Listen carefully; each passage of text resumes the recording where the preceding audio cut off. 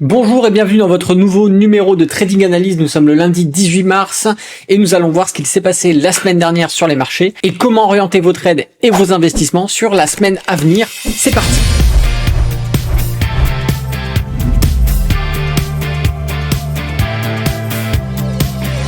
Bonjour à tous, c'est Alexandre, le trader indépendant. Avant d'aller plus loin, n'oubliez pas de mettre un petit pouce sur cette vidéo. Si vous n'êtes pas abonné à la chaîne YouTube, abonnez-vous, activez la cloche.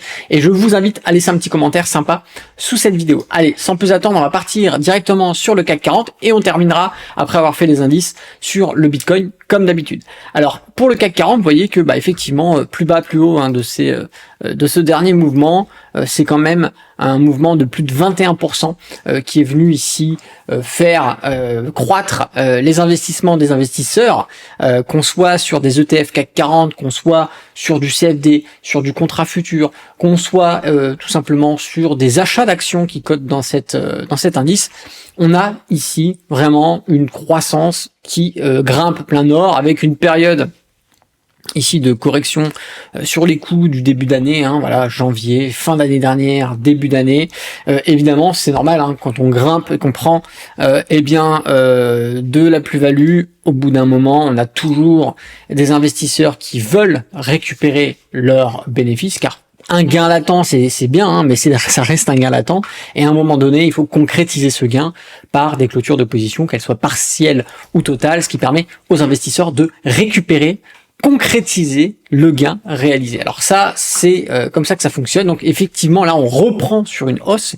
Et si on ajoute ici plusieurs éléments, on se rend compte que, ici, le niveau des prix des 8000 que l'on avait, on avait peur de ce niveau de résistance. D'ailleurs, regardez ce qui se passe sur les cotations de fin février, début mars. Ici, on a une stagnation des prix sur ce niveau contre la résistance. Qu'allons-nous faire? Est-ce qu'on allait corriger? Finalement non, on a passé ce niveau. Les investisseurs se sont majoritairement orientés sur de nouveaux achats et on a cassé du coup le niveau des 8000, arrivant proximité des 8100 et également des 8200. Et là, les 8200, c'est le nouveau niveau de résistance que l'on a en ce moment. Donc effectivement, si on regarde un petit peu au niveau du RSI, la très très belle entrée en zone de surachat, ça peut mettre ici un petit peu en avant un probable ralentissement à venir, une correction qui pourrait arriver sur ces niveaux. Ce ne serait pas du coup un scénario à éviter.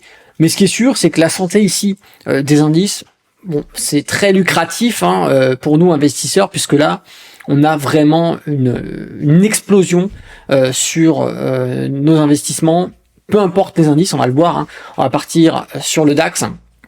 Le DAX qui représente exactement la même similitude à quelques détails près. Le RSI, regardez sur le CAC 40 ici, est beau, propre. Sur le DAX, on a des sommets moins élevés qui peuvent mettre en évidence un léger, encore une fois, attention, ce n'est que le début de la formation, donc peut-être que ça peut s'annuler et complètement s'effacer, partir sur autre chose, mais il faut quand même le prendre en compte ici. On a deux sommets décalés, on a une légère divergence baissière qui se dessine sur le DAX qui lui est sur les 17 965 et donc qui s'approche de sa grosse zone de résistance, les 18 000. On a beau passer les 8 000 sur le CAC 40, sur le DAX, on n'a pas franchi les 18 000, ok? Donc là, il faut comprendre que de par le prix sur le DAX,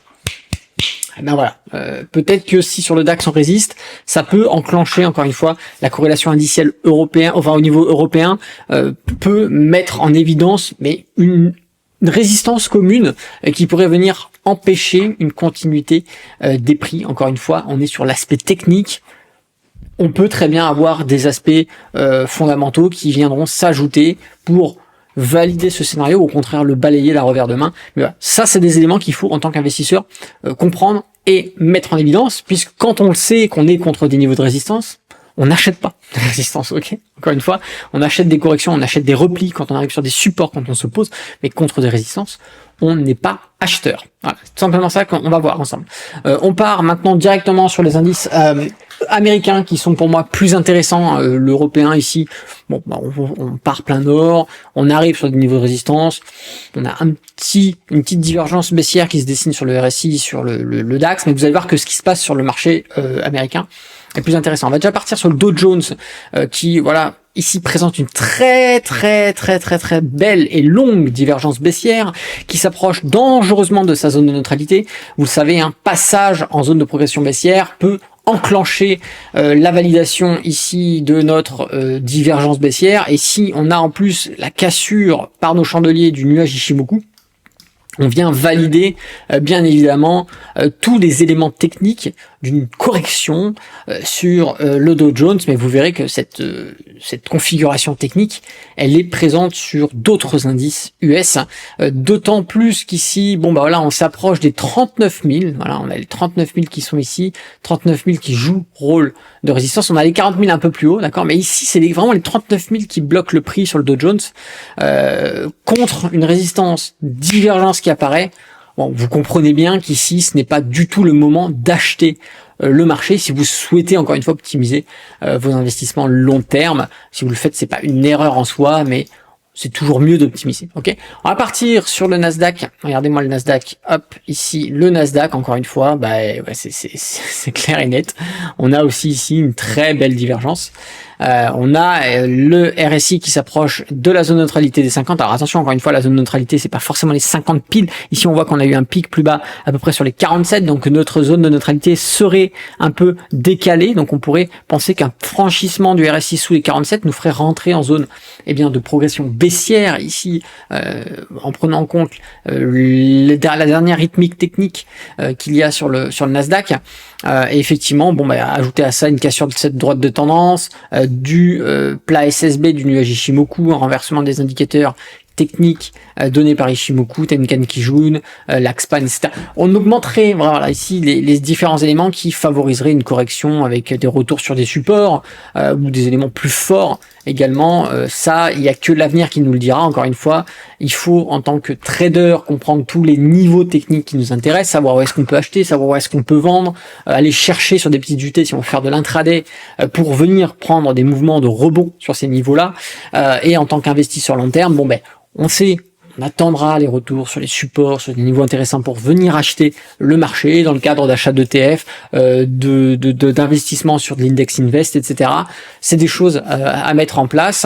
Mais si vous n'avez rien à faire des supports et des résistances dans le cadre d'investissement long terme et que quand même vous souhaitez acheter le marché, ce n'est pas une erreur, c'est juste que votre investissement risque de faire du surplace pendant quelques semaines, quelques mois, voire peut-être 1 ou 2 ans si vous achetez sur une résistance qui craque, qui part en crack boursier, où on dévalue 30 ou 40%, et on mettra peut-être 1 ou 2 ans avant de récupérer les niveaux sur lesquels on était, où vous avez acheté. Mais si vous avez fait une stratégie d'achat régulier, eh bien vous savez que bon, voilà, on achète tous les mois un petit peu le marché, peu importe où il en est, peu importe où on se trouve.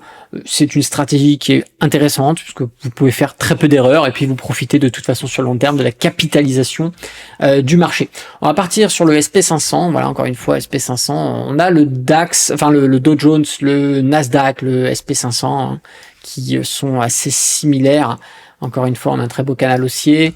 Ici, on a bon la zone de neutralité des 50 ici, d'accord.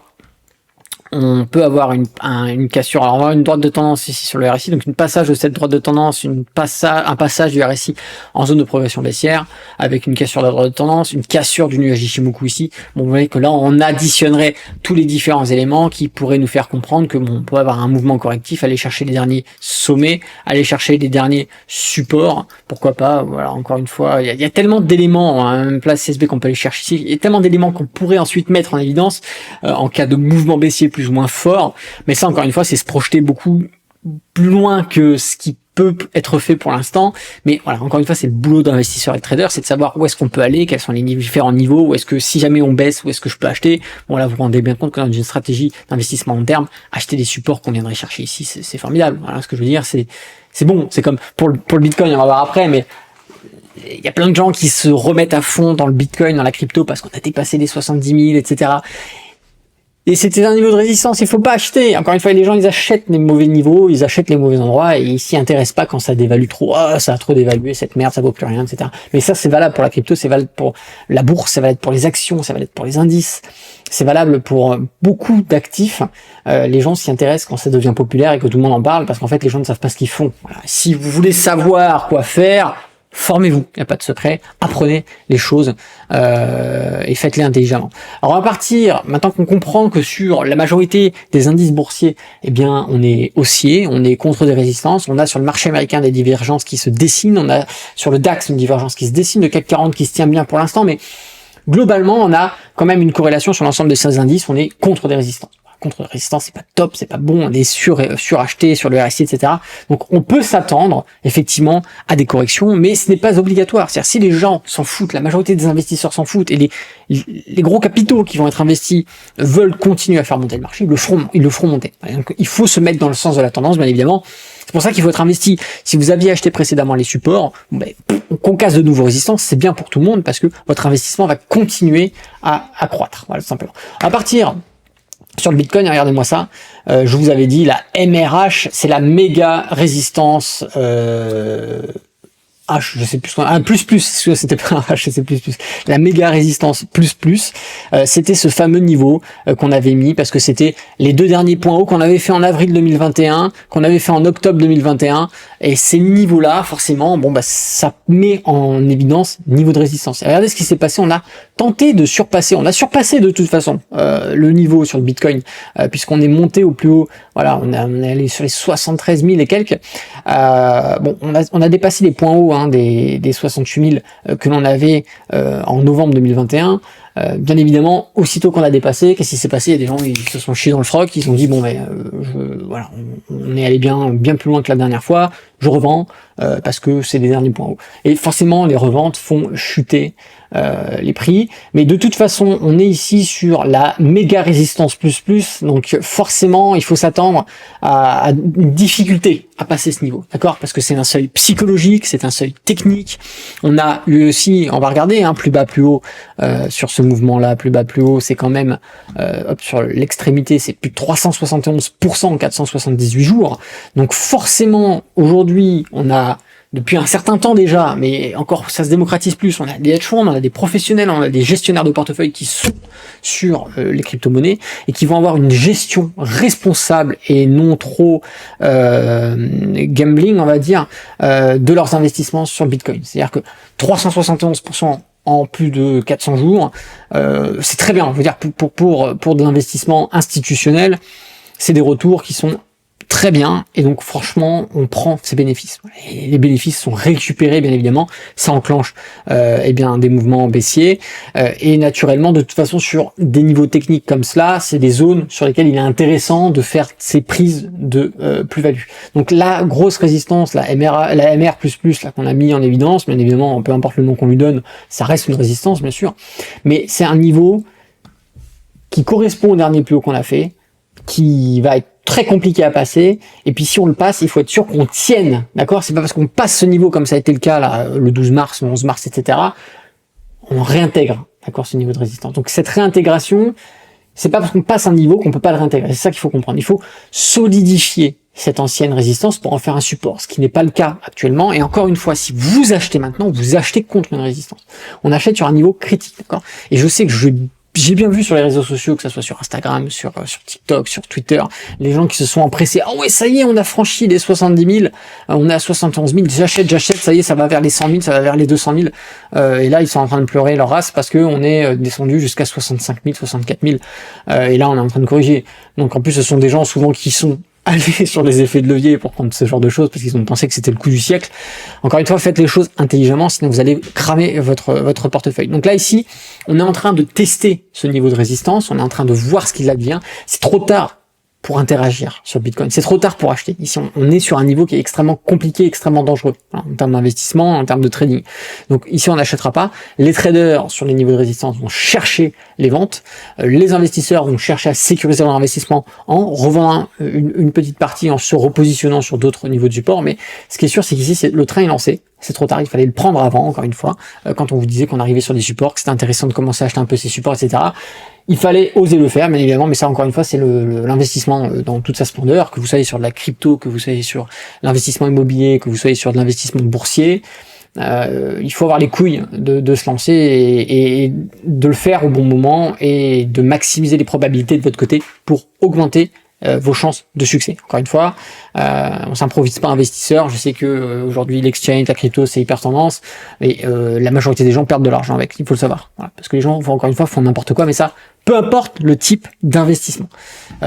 Si vous voulez vraiment pas vous faire chier, encore une fois, que vous soyez en bourse ou en crypto, d'acheter régulièrement tous les mois votre actif, donc de la crypto, une action, etc. Vous ferez mieux que ceux qui essayent de spéculer vous ferez mieux que ceux qui essaient de spéculer alors qu'en fait ils n'y connaissent rien. Le trading pur et dur ou le stock picking, c'est-à-dire de sélectionner des actifs au bon moment surévalués pour profiter d'un pump, ça demande de l'expertise, ça demande de l'expérience et il faut apprendre à le faire. Et le problème c'est que si vous ne savez pas le faire, ça vient pas par magie, ou alors vous faites du casino et dans ces cas-là vous pouvez avoir de temps en temps un coup de chance, mais la majeure partie du temps c'est le casino qui gagne et vous qui perdez de l'argent. Voilà, donc c'est pour faire un récapitulatif. Je sais qu'il n'y avait pas eu de vidéo pendant 2 semaines. Alors qu'il s'est passé pas mal de choses sur le Bitcoin. Je ferai certainement une vidéo spécifique sur le Bitcoin en fonction de son évolution pour vous en faire savoir un petit peu plus, mais pour l'instant, pour récapituler, les marchés boursiers, ici on est sur les plus hauts, on est contre des résistances, le Bitcoin est similaire. Sur le Bitcoin on est sur des plus hauts, on est contre une résistance, donc en fait on a une corrélation et des cryptos et de la bourse sur des niveaux qui sont assez identique. Et si cette vidéo vous a plu, n'oubliez pas de mettre un petit pouce. Si vous n'êtes pas abonné à la chaîne YouTube, eh bien abonnez-vous, activez la cloche et n'oubliez pas de me laisser votre petit commentaire juste en dessous. C'était Alexandre, le trader indépendant. Moi je vous dis à bientôt dans une prochaine vidéo. D'ici là, tradez bien sur les marchés financiers. Ciao.